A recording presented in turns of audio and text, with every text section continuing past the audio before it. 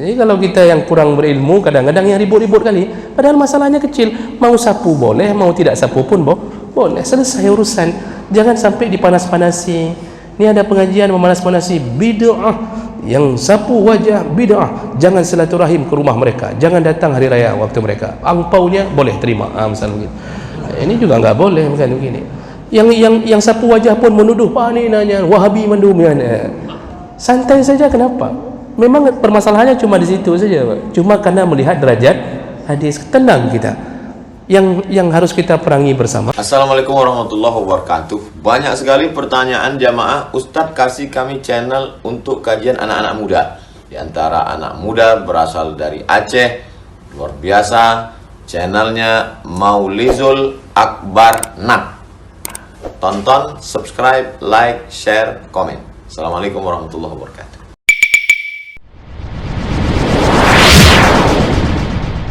Assalamualaikum warahmatullahi wabarakatuh.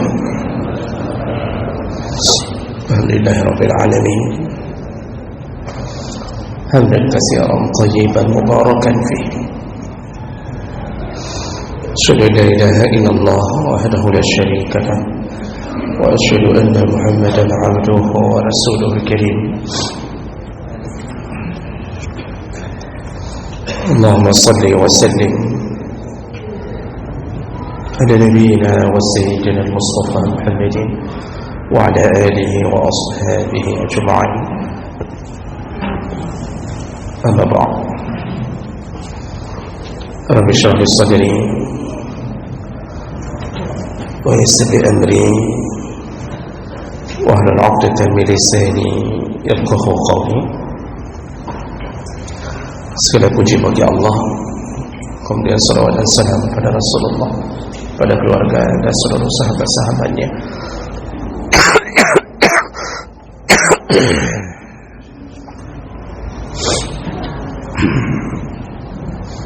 Allah muliakan bapak-bapak dan ibu-ibu jamaah salat maghrib dan isya. Kita masih membahas tentang adab-adab ketika berdoa. Di pertemuan yang lalu kita sudah membahas di antara adab dalam berdoa, yaitu jangan berdoa untuk keburukan atau doa yang sifatnya melaknat, mencaci sesama mukmin, karena doa tidak akan diterima selama di dalam doa itu ada unsur-unsur ingin melakukan dosa atau memutuskan silaturahim.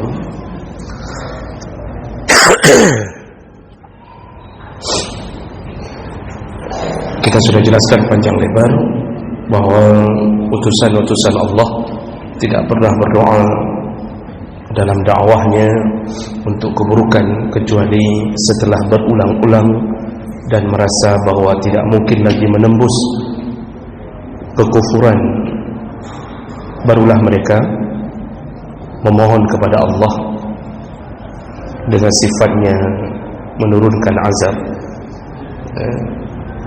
Tapi itu setelah mereka lelah dalam mendakwahkan agama. Jadi Nabi Nuh itu mendoakan agar umatnya yang tidak menerima dakwah itu diizinkan oleh Allah untuk diturunkan banjir, dibuat banjir. Itu setelah ratusan tahun berdoa, setelah ratusan tahun berdakwah. Jadi bukan setahun dua tahun langsung minta, tidak. Nabi Nuh sudah lelah sekali sehingga melihat kekufuran, baru beliau berdoa kepada Allah untuk menurunkan azabnya.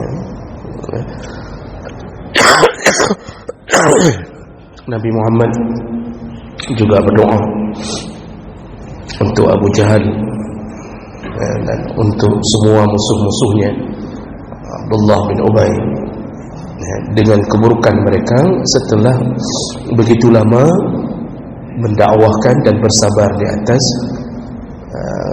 kekufuran mereka dan kebencian mereka terhadap Nabi SAW. Kita ini bukan Nabi, bukan Rasul, kita tidak bisa mendapatkan sandaran bahawa kita yang paling benar. Maka jangan berdoa untuk keburukan orang. Bisa jadi yang kita doakan mereka lebih baik daripada kita yang berdoa. Baik, kemudian yang sudah kita bahas juga, yaitu hendaknya seseorang mengulang-ulang doanya, mengulang-ulang, dan jangan merasa doa itu cukup hanya dilafazkan sekali, terutama pada perkara-perkara yang sesuai dengan hajatnya. Maka disunnahkan mengulang 3 kali. Rasulullah SAW kalau meminta sesuatu yang sifatnya sesuai dengan hajat yang sedang dibutuhkan, beliau mengulangnya 3 kali. Maka kita disuruh mengulang-ulang doa kita 3 kali pada setiap kalimat yang kita memang merasa, ya Allah, ini yang sedang aku butuhkan, pertolonganmu sedang aku butuhkan, atau apapun. Ulanglah 3 kali. Walaupun tidak ada satu kewajiban harus 3, boleh berulang-ulang.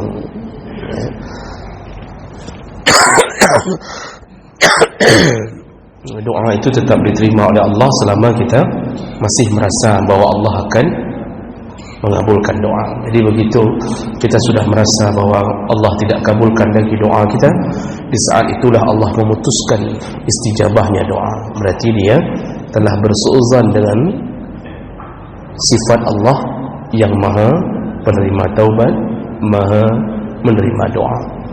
Jadi orang yang sudah tidak lagi berdoa, jadi tidak mau memohon lagi kepada Allah dan tidak mau mengulang-ulang doanya, tidak mau mengulang doa, baik diulang secara lafaz atau diulang-ulang setiap hari, dia tidak mau lagi mengulangnya karena merasa Allah tidak mengabulkan. Di saat itulah Allah tidak mengabulkan lagi doanya. Berarti dia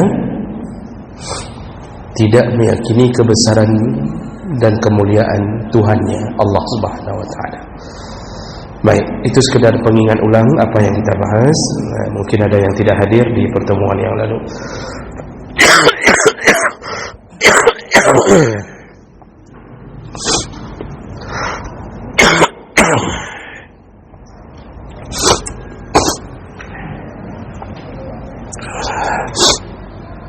Baik, berikutnya kita sambung sunnah berikutnya, adab berikutnya dalam berdoa, yaitu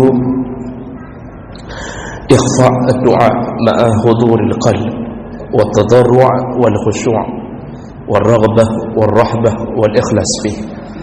Ketika berdoa itu tanamkan rasa tadarru', yaitu merendahkan diri, khusyuk, memasang harapan yang besar, kemudian juga ikhlas di dalamnya, dan melembutkan suara. Ikhfa' ad-du'a, melembutkan suara. Jawanak Allah, ini menjadi bahagian yang selalu kita dengarkan perdebatan antara mengeraskan doa atau mengecilkan suara ketika berdoa. Jadi melembutkan suara atau melirihkan suara ini masuk ke dalam bab adab, bab sunnah. Artinya disunnahkan lebih utama untuk berdoa dengan suara yang lirih, yang lembut. Jadi jangan berteriak-teriak ketika berdoa. Jadi jangan mengeraskan suara yang bukan pada tempatnya. Karena pada dasarnya ini sebuah pilihan, bukan bicara tentang haram atau tidak haramnya, tapi bicaranya tentang pilihan. Kalau berdoa sendiri, mana lebih utama dipilih, berdoa dengan suara keras atau doa dengan suara lembut atau lirik? Maka dalil lebih banyak menyebutkan bahawa berdoa dengan suara lembut, dengan suara yang lirih, didengarkan oleh diri sendiri, itu lebih utama. Dan beberapa ayat menyebutkan itu. Di antaranya Allah mengatakan dalam surat Al-A'raf ayat 55, "Ud'u rabbakum tadarruan wa khufyah berdoalah, mintalah sesuatu pada Tuhanmu, atau berdoalah, iaitu dalam keadaan tadarru', merendahkan diri, wa khufyah, dan lembutkan suara. Kata Allah, innahu la yuhibbul mu'tadin, Allah tidak suka kepada orang yang mu'tadin, iaitu terlalu berlebih-lebihan, melewati batas dalam berdoa. Dalam surah Al-A'raf 205 Allah mengatakan, wazkur rabbaka fi nafsika tadarruan wa khifah wa dunal jahri minal qaul. Ingatlah Tuhanmu, atau berdoalah kepada Tuhanmu dalam keadaan tadarru', merendahkan diri, wa khifah, dan melembutkan suara, dunal jahri, tidak perlu engkau keraskan, minal qaul, setiap perkataan dalam doamu.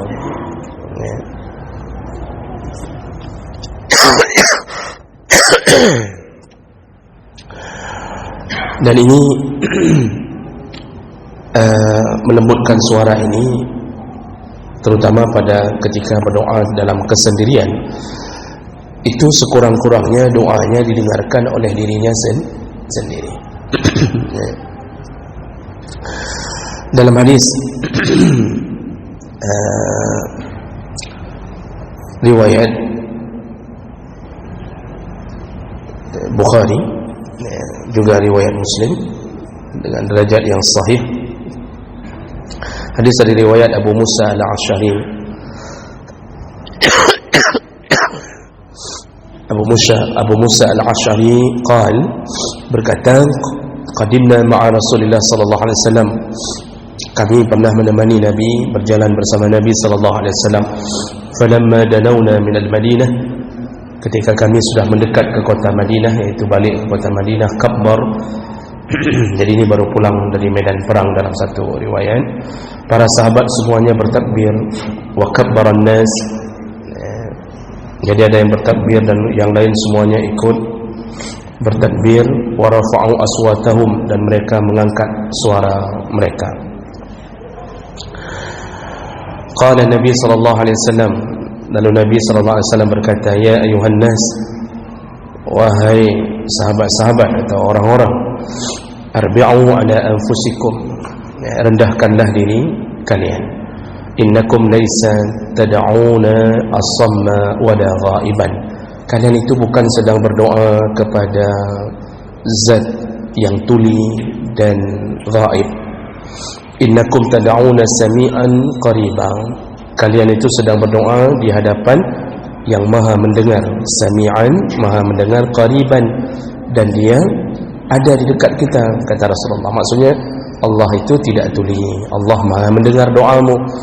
Jadi Rasulullah sambung, wallazina tad'una aqrabu ila ahadikum min unuqi rahilati ahadikum, bahkan Tuhan atau Allah yang sedang kalian memohon doa kepadanya itu lebih dekat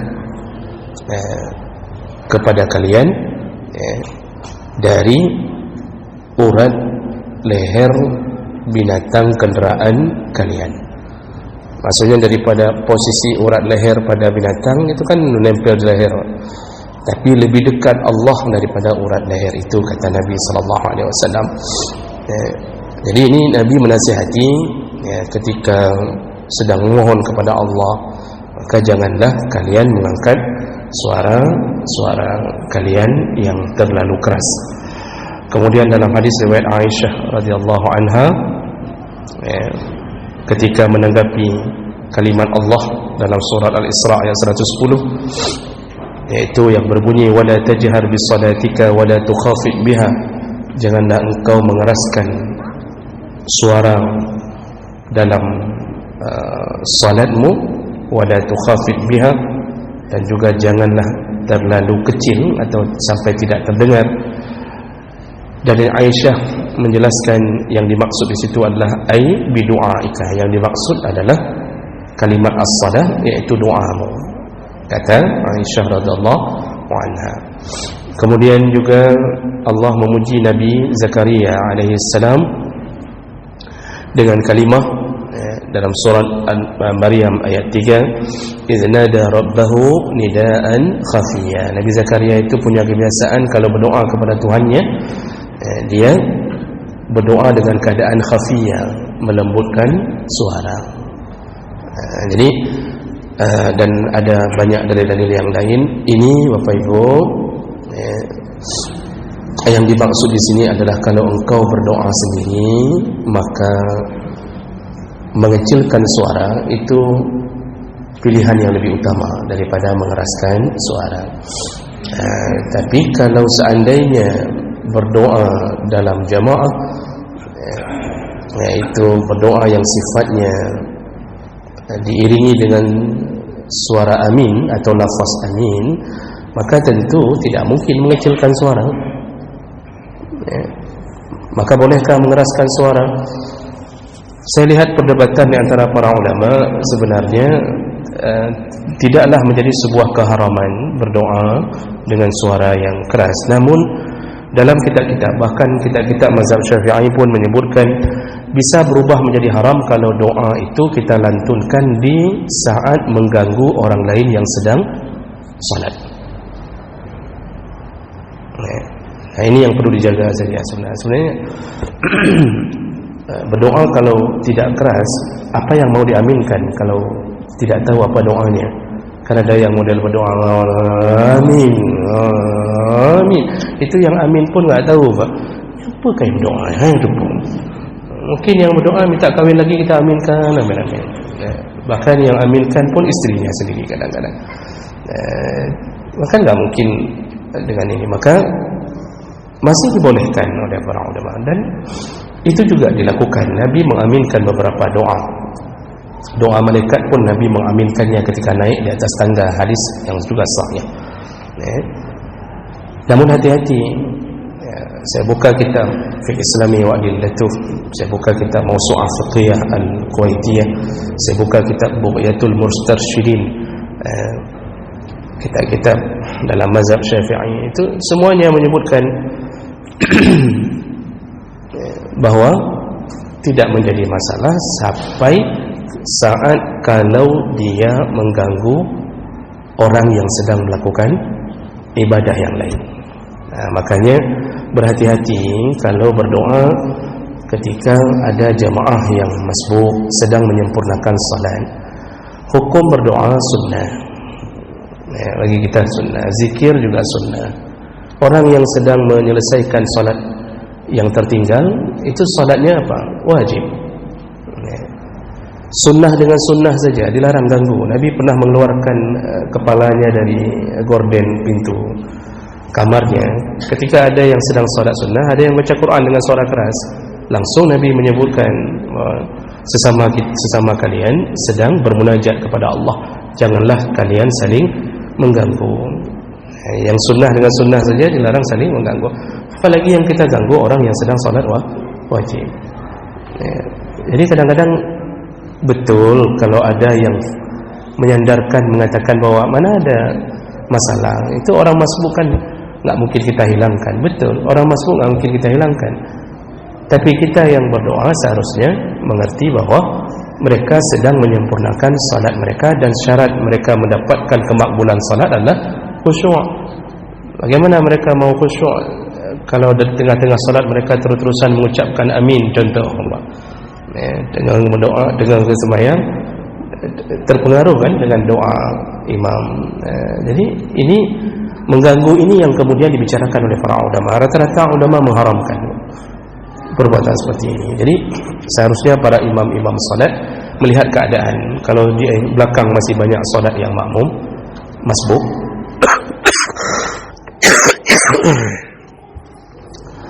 ya paling kurang kalaupun berzikir silahkan, tapi mic sedikit dijauhkan, sekedar jemaah mendengarkan kode-kode, ya silahkan saja, tapi jangan sampai terganggu orang yang sedang masbuk.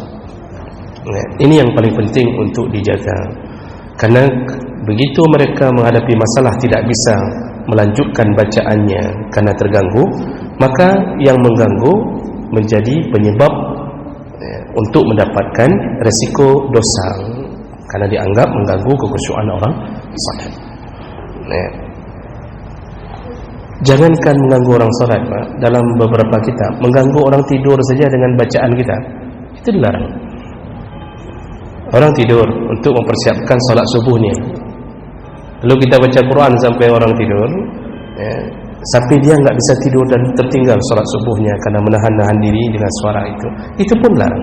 Apalagi yang kita ganggu adalah orang yang sedang melakukan salat. Jadi kesimpulannya bukan nggak boleh, boleh saja, tapi jaga-jaga jangan sampai ada yang terganggu. Tapi kalau semua sudah selesai salat, ya, semua sudah selesai salat, misal di pesantren nggak ada yang masbuk, Pak. Yang masbuk kena cinuan langsung kan, dicambuk langsung, dirotan langsung, nggak ada yang ini. Mau hambo lah di situ.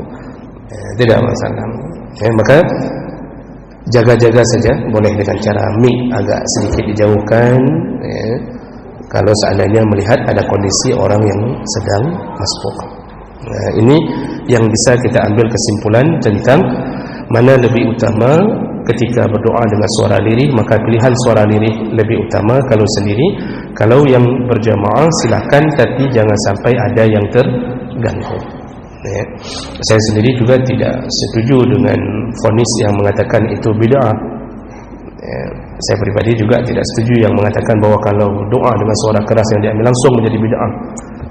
Itu juga saya rasa bukan fatwa yang menyeluruh. Kan harus seimbang. Kalau memberi fatwa harus seimbang. Ternyata ada dalil-dalil yang menyebutkan tentang Nabi pun mengaminkan doa. Ya. Nah, kemudian memang mereka Allah Subhanahu Wa Taala berikutnya, yaitu ayu amin ad-doa. Sunnah berikutnya ketika sudah berdoa, kalau dilakukan dalam keadaan bersama atau ada yang berdoa, maka sunnah hukumnya untuk mengaminkan doa. Jadi amin ini hukumnya sunnah dan dia tidak termasuk Al-Fatihah. Dia tidak termasuk Al-Fatihah. Al-Fatihah itu masuknya dari mana? Dari kalimat Bismillah.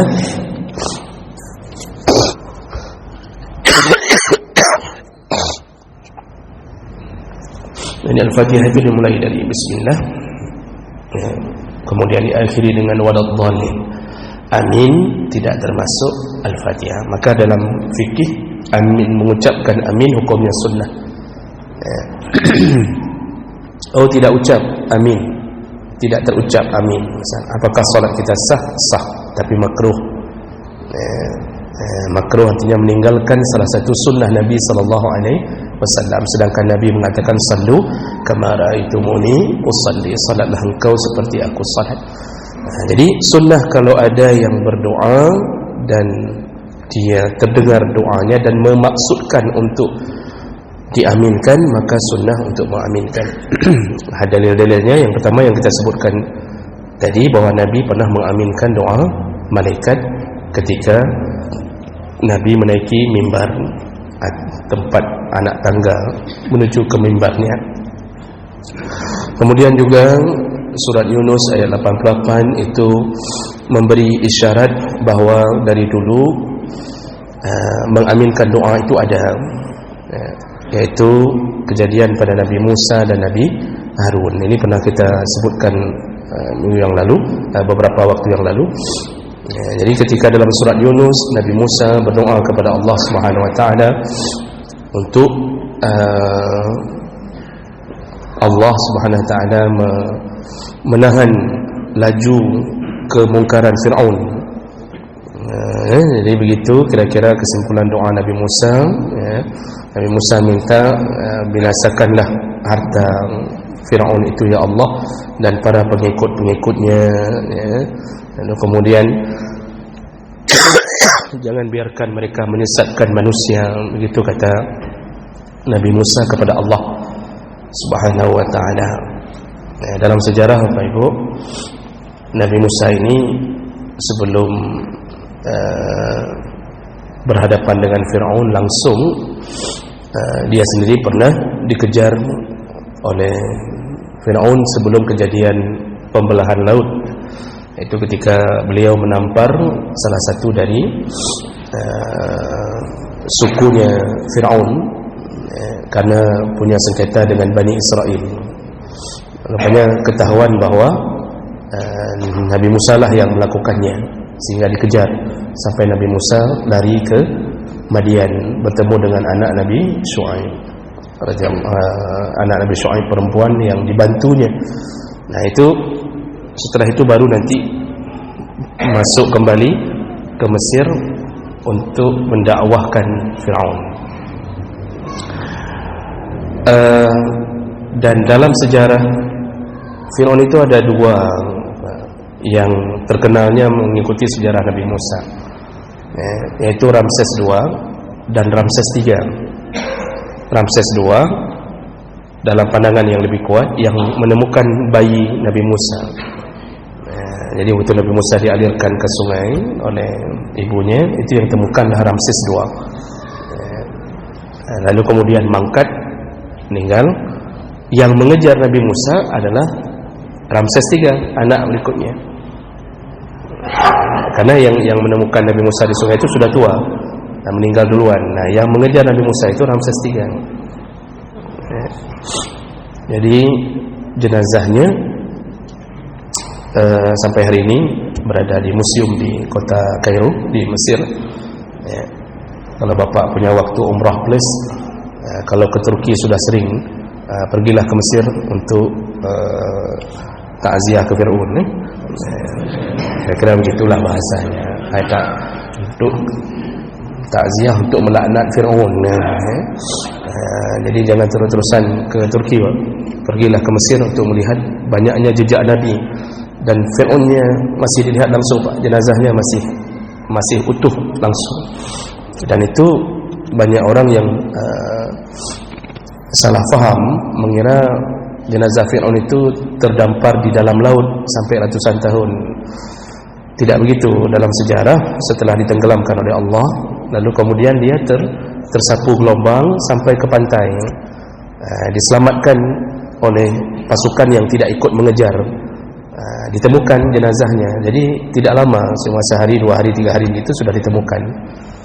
Lalu dirahasiakan kematian Fir'aun, Ramses III ini, karena kalau ketahuan habis kerajaan itu, rakyat bisa berontak semua dari kekejamannya. Dirahasiakan, ditanam. Nah, di situ masih khilaf apakah ditanam dalam piramid, karena setelah ditemukan ternyata tidak ditemukan dalam piramid di Mesir, tapi ditemukan di istana di Luxor. Jadi nanti kapan ketahuan bahwa itu jenazah Fir'aun? Yaitu setelah ilmuwan Perancis ingin meneliti yang mana yang Fir'aun yang mengejar Musa. Jadi banyak. Fir'aun itu nama gelar, nama gelar, bukan nama orang, nama gelar. Jadi kalau sekarang kita Paduka, begitulah, Paduka 1, Paduka 2, begitu. Jadi diizinkan oleh negara Mesir, diteliti, dan ternyata dari banyaknya jenazah-jenazah para mumi-mumi Fir'aun dulu, ditemukanlah salah satunya yang punya zat garam di dalam tubuhnya, sekaligus didapatkan fitoplankton dan zooplankton, makanan yang di laut yang kecil-kecil yang beredar di laut. Di situ belah baru diyakinkan bahwa inilah jenazah Fir'aun. Di situ baru ketahuan. Sebelum itu tidak ketahuan yang mana jenazah Fir'aun. Dan itu Allah sebutkan dalam surat Yunus, walaqad najjaynaka bibadanika litakuna liman khalfaka ayah. Kami selamatkan badanmu untuk menjadi pengingat bagi umat setelahmu. Jadi sebenarnya proses skenario penyelamatan Fir'aun itu sudah diatur oleh Allah, cuma dengan sifat-sifat yang dicocokkan dengan kemampuan manusia. Jadi diawetkan, nanti ditemukan, begitu-begitu dicocokkan dengan sebab dan akibat pada manusia.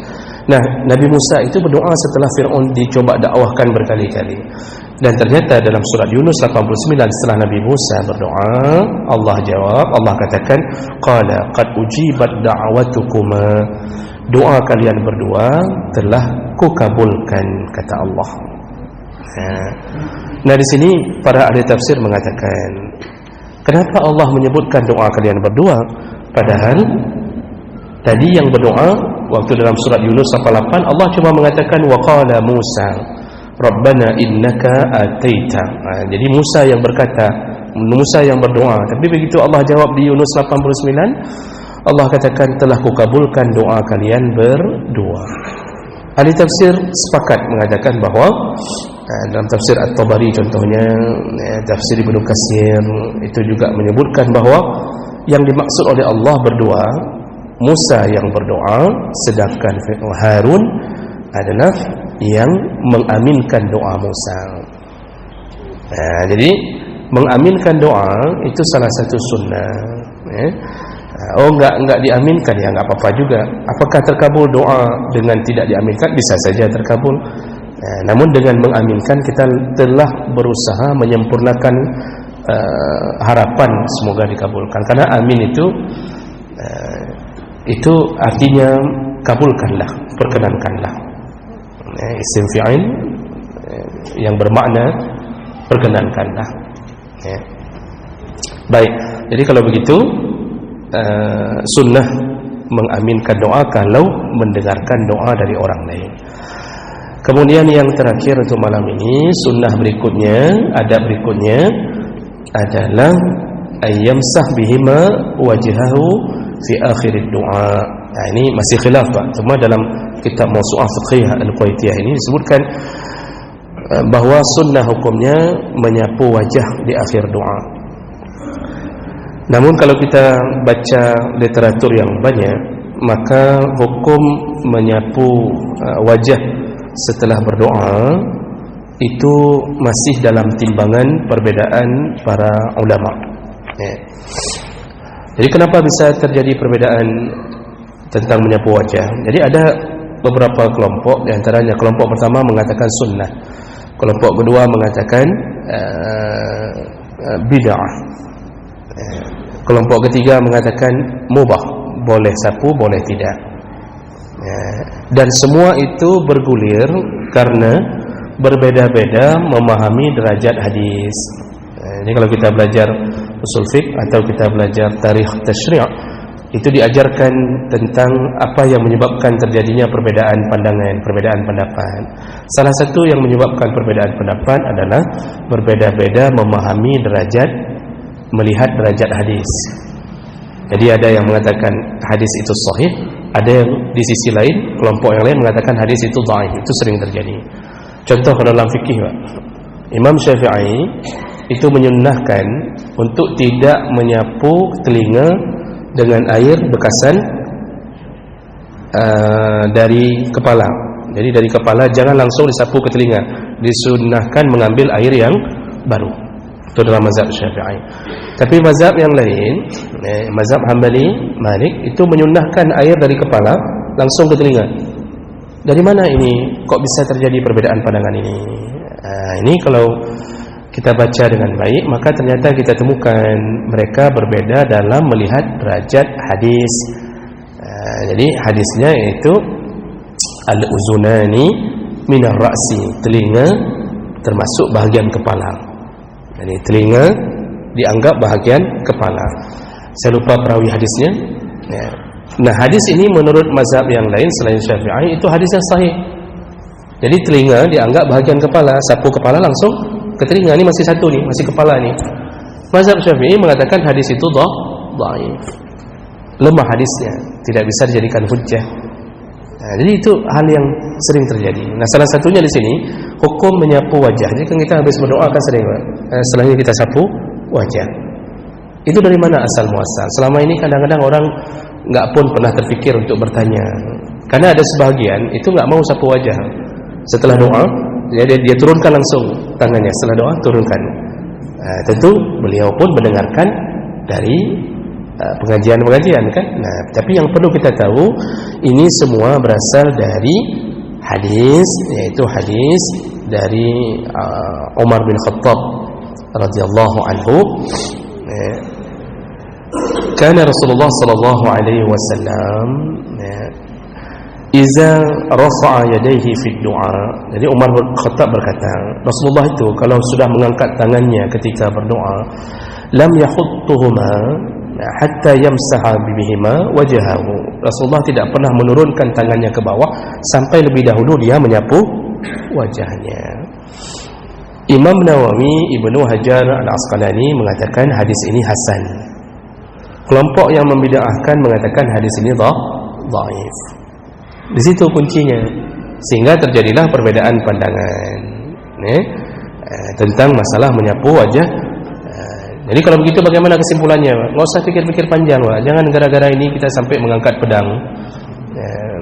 Jangan main bacok-bacokan gara-gara ini. Bodoh sekali kita gara-gara ini main bacok.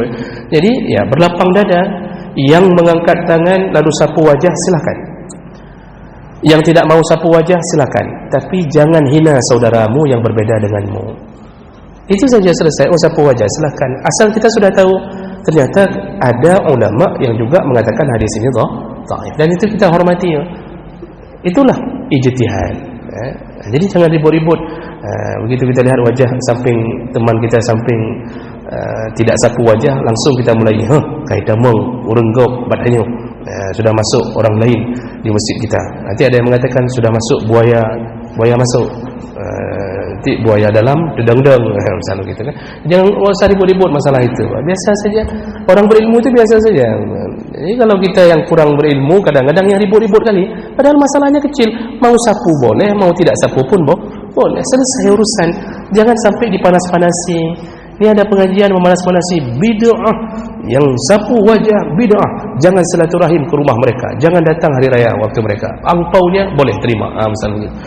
Ini juga enggak boleh misalnya begini. Yang sapu wajah pun menuduh Pak ni nanya Wahabi mendumianya. Santai saja, kenapa? Memang permasalahannya cuma di situ saja, Pak. Cuma karena melihat derajat hadis, tenang kita. Yang harus kita perangi bersama maksiat, bukan yang masalah-masalah seperti ini. Maksiat nggak ada yang perangi, aman-aman saja. Jadi ini aneh, yang besar nggak diperangi, yang kecil-kecil dianggap sebagai sebuah dosa. Padahal nggak ada dosa. Jadi ini boleh, silahkan sapu wajah setelah berdoa, tidak sapu pun dibolehkan.